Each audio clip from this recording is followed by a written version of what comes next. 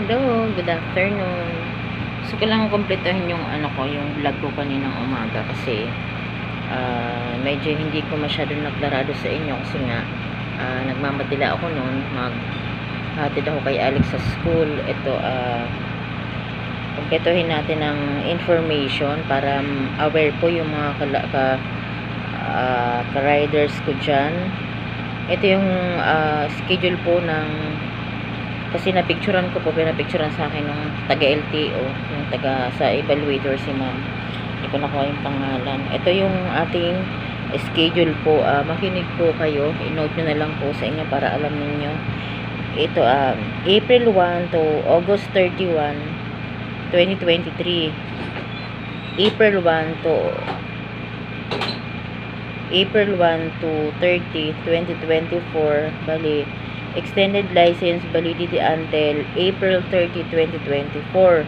Ang renewal po ay claiming period without penalty ay April 15 to 30, 2024.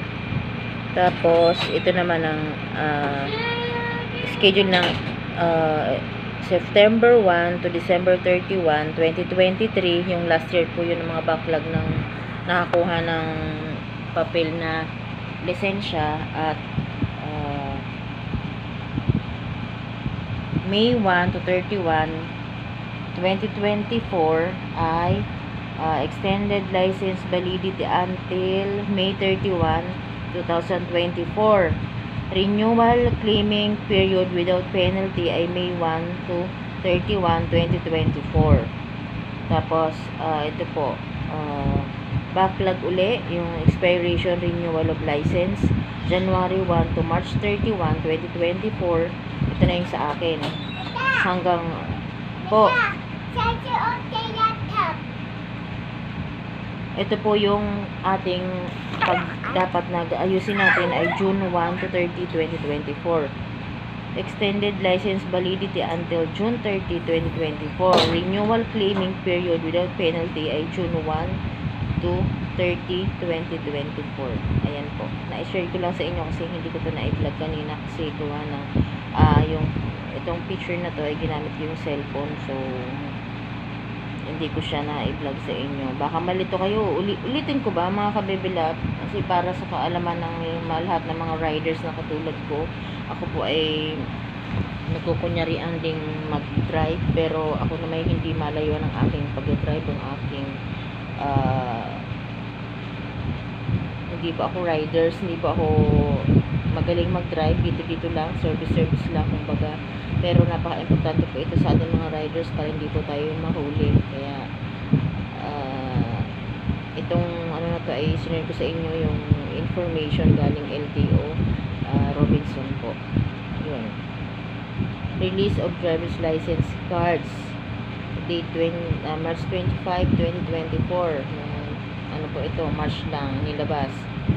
Considering that the resumption of delivery for the supply of plastic driver's license cards with commence on April 1, 2024, it is hereby directed that renewal of driver's license that expired from April 1 to April 1, 2023, last year po, and April 1, April 1, 2023 to March 31, 2024 shall be scheduled as follows. So, naintindihan niyo po ba?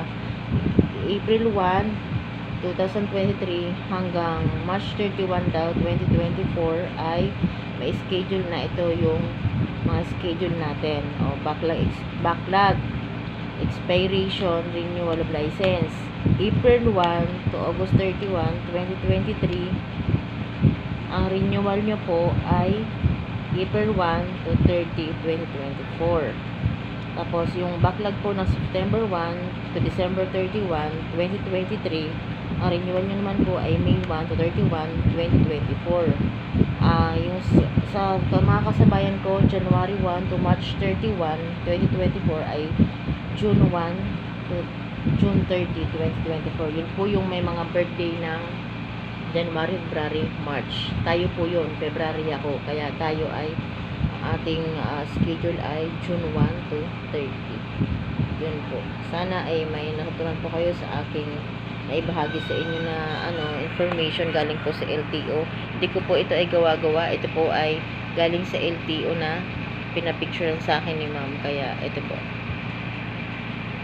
Ito, hindi nga lang makita yan. Pero galing pong LTO ito. Hindi ko po ito gawa-gawa lang. Kaya ito ay legit po. Kasi may mga dumating na nga po kung mga card na license, yung mga backlog na mga katulad ko na papel lang. So, mga kamami, mga ka-riders, papel lang po kasi yung sa akin.